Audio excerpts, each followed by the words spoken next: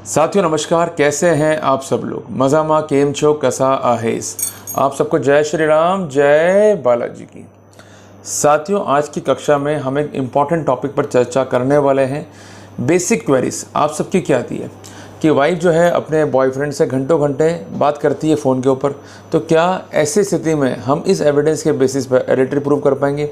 या वाइफ जो है किसी पुरुष मित्र के साथ में जो है घंटों घंटों जो है बाजार घूमती रहती है, कई दिन तक घर पे नहीं आती है, तो क्या ये भी एक बेसिस है to draw inference of the adultery.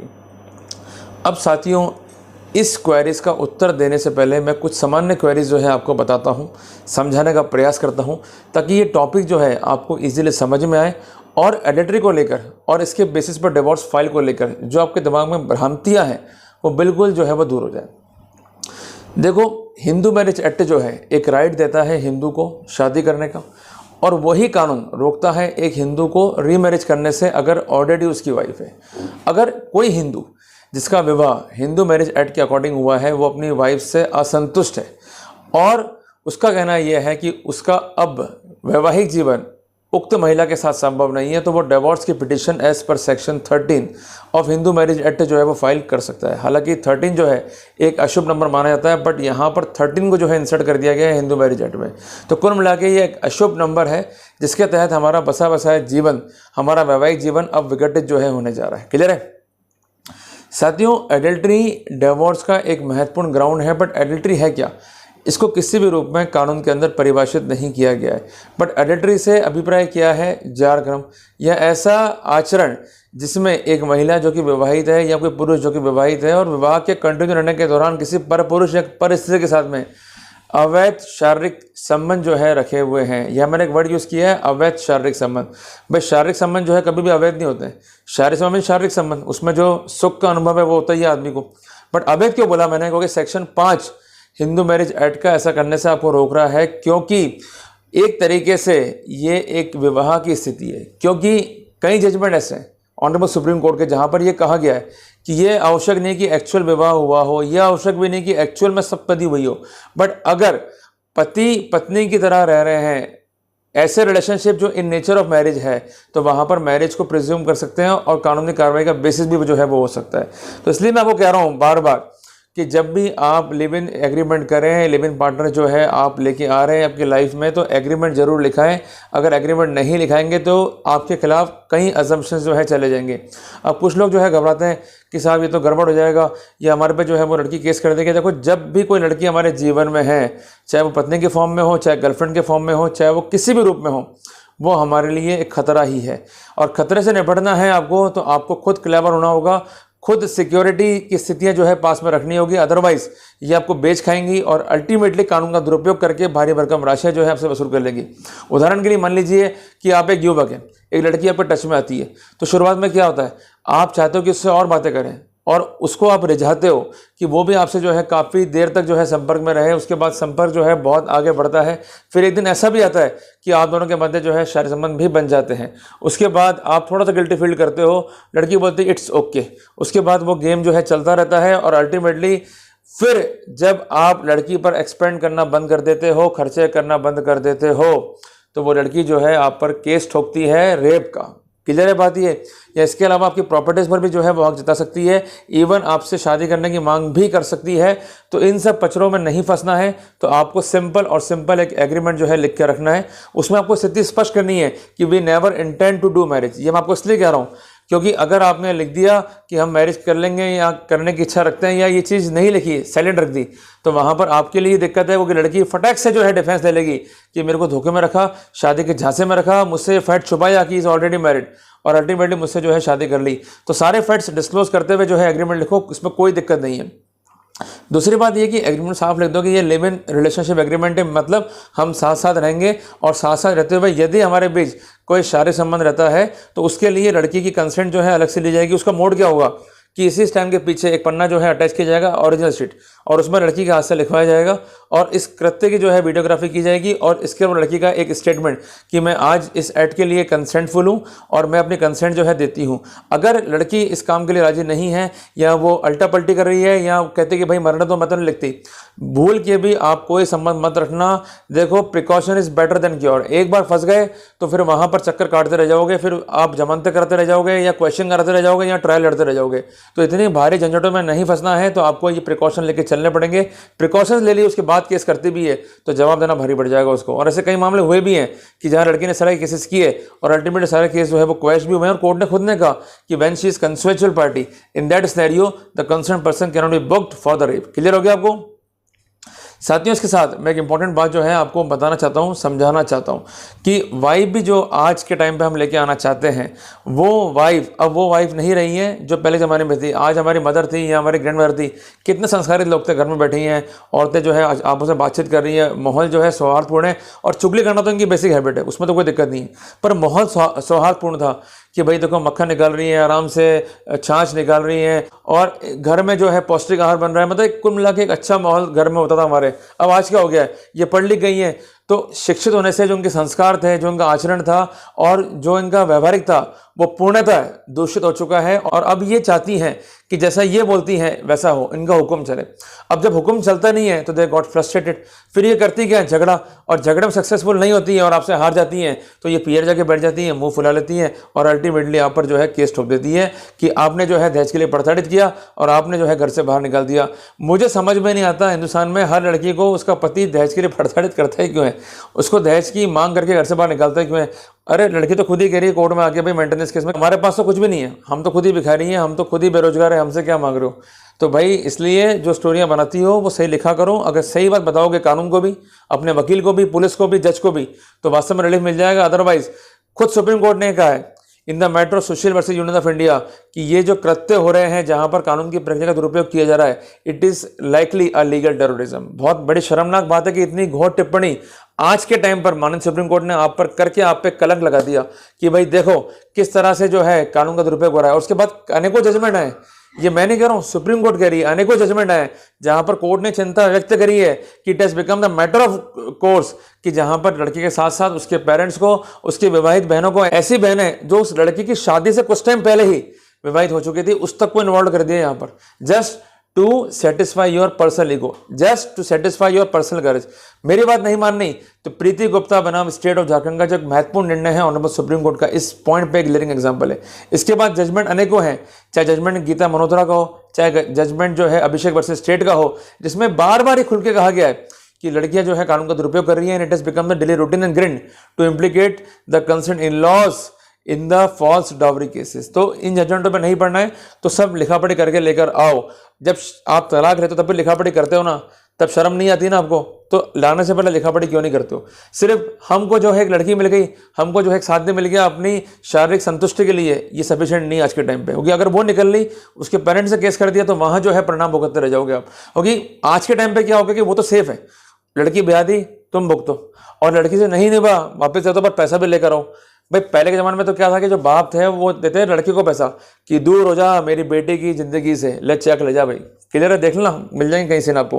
पर आज तो उल्टा हो गया है, दूर हो जा तो मेरी बेटी की ज़िंदगी से, क्योंकि मेरी बेटी की ज़िंदगी में कोई और आ गया है। बट जो भी आपने इस्तेमाल किया है मेरी बेटी का, जो भी उसे दुख दिए हैं, जो भी उसे त्रास दिए हैं, उसका मुआवजा तो देना होगा। वो कंपनसेशन मांग मांग के आपको रोड पर लाके जो है खड़ा कर देते हैं, फिर उस समय जागते हो आप, वकीलों के पास भागते हो, तो मतलब ही क्या भाई, थोड़ा सा अलर्ट रहो। अब यहाँ पर बेसिक चीज़ क्या है कि वाइफ जो है, आपकी जो बेसिक क्वेरी है कि किसी व्यक्ति से बात कर रही है या किसी जो है अपने मित्र से जो है साथ में घूम रही है तो क्या एडल्ट्री होगा। तो हम उसी टॉपिक को जो है यहाँ पर कंटिन्यू कर रहे हैं। अब मैंने आपसे क्या बताया आपको, मैंने कि एडल्ट्री जो है एक ऐसा मोड है जहाँ पर इंटरकोर्स जो है मस्ट है। इंटरकोर्स नहीं है तो वहाँ पर एडल्ट्री भी अज्यूम नहीं कर सकते। अगर कोई महिला किसी पुरुष से बात कर रही है तो क्या हो गया भाई, अपराध कर देगा उसने। जरा सोचो, आज हमारी वाइफ जो है अगर वो जॉब में है और अपने ऑफिस के कंसर्न एचआर से या कंसर्न बॉस से बात कर रही है 4 घंटे, तो क्या उसने एडल्ट्री कर दी? कॉमन सेंस की बात है ना, नहीं करी ना, क्योंकि फ़ोन पर बातचीत करना एडल्ट्री अज्यूम नहीं होगा। पर अगर ऐसी कोई बातचीत है कि जिसमें कोई सेक्सुअल टॉक्स हैं और वो बात जो है आपने रिकॉर्ड कर ली है या अपने वाइफ के फ़ोन में आपने सॉफ्टवेयर इंस्टॉल करके वो बात रिकॉर्ड कर ली, तो आप सबके माइंड में घबराहट होती है कि ये राइट टू प्राइवेसी का उल्लंघन तो नहीं हो जाएगा। एक बात मैं कह दूं कि अगर आप इस तरह की बातों को कोर्ट में लेके जाते हैं और कोर्ट को डिस्क्लोज करते हैं by having the proper examination by cyber expert, इस सिनेरियो में ये राइट टू प्राइवेसी का उल्लंघन नहीं होगा। और इसके साथ साथ माननीय सुप्रीम कोर्ट ने स्पष्ट भी किया है कि evidence even obtained by illegal means would be legal, अगर किसी क्राइम का जो है खुलासा करने जा रही है, यद्यपि हेरेडिटरी क्राइम नहीं है, but it is a ground to prove the case of divorce. तो किसी फैक्ट को अगर साबित करना है तो उस फैक्ट की तथ्यात्मक स्थिति हमारे पास में होनी चाहिए। तो भले ही लॉ डाइवर्जेंट है, बट अभी भी लॉ सुप्रीम कोर्ट का हमारे पक्ष में है, स्टैटिक लॉ है कि अगर हस्बैंड वाइफ की उस तरह की रिकॉर्डिंग को पेश करता है then it would not be amount to infringement of right to privacy. Clear हो गया जी आपको? अब तो कोई दिक्कत नहीं, चलें आगे। अब सबसे इंपॉर्टेंट बात, आपका कंटेंशन नहीं था कि साथ में घूम रही है, तो घूमने दो भाई, क्या हो गया? कोई महिला अगर साथ में घूम रही किसी पुरुष के, तो क्या ये एडिटरी है? कॉमन सेंस लगाओ ना भाई। वो एडिटरी का केवल कनेक्टिंग एविडेंस कब बनेगा कि जब वो घूम रहे हैं बाई में बैठ डाल के, आराम से बैठे हैं पार्क में, और वाइफ जो है बैठी हुई गार्डन में आराम से, और वो जो कंसर्न थर्ड पर्सन है उसके सिर रख के जो है बैठा हुआ है, सिराने बैठा हुआ है, और वाइफ जो है उसके सिर पे खुजली कर रही है या उसके जुए निकाल रही है, जो भी निकाल रही है आपकी वाइफ।